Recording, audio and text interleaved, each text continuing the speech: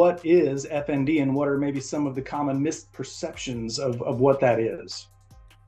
Yeah, that's a good question because when explaining FND to patients, I kind of have to describe both what it is not and then also what it is.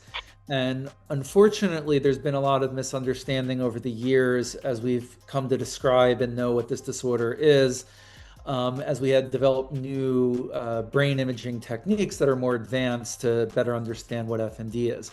So this diagnosis kind of had its roots many years ago in the term hysteria, which people may be more familiar with. And then in Sigmund Freud's time, it was changed to the name conversion disorder because people at that time thought that there were psychological stressors that were being converted into neurological symptoms. And now we call it functional neurological disorder. And functional, just to explain it by each word, functional is describing brain networks that are malfunctioning. And this is in contrast to structural neurological disorders, where we see damage to a specific part of the nervous system, like there's a stroke or a tumor that's damaging the structures of the brain system. And in FND, we don't see that on any of our testing.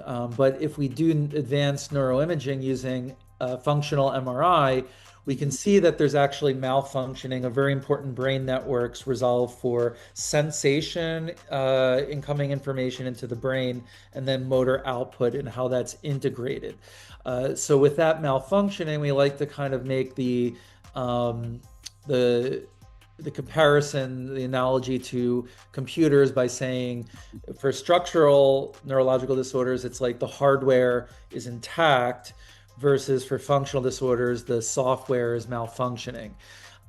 So there's really this miswiring between the brain and the body, sending these abnormal signals to each other, and it creates a whole host of neurological symptoms.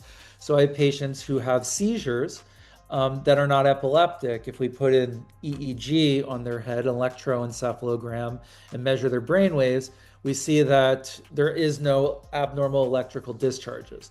I've seen people with weakness or difficulty walking or tremors or tics, trouble speaking. All of these things could fit under this larger umbrella of FND. So that's, there's a kind of a varied presentation of how people can develop this disorder and what symptoms they can present with. And it's quite disabling, to say the least.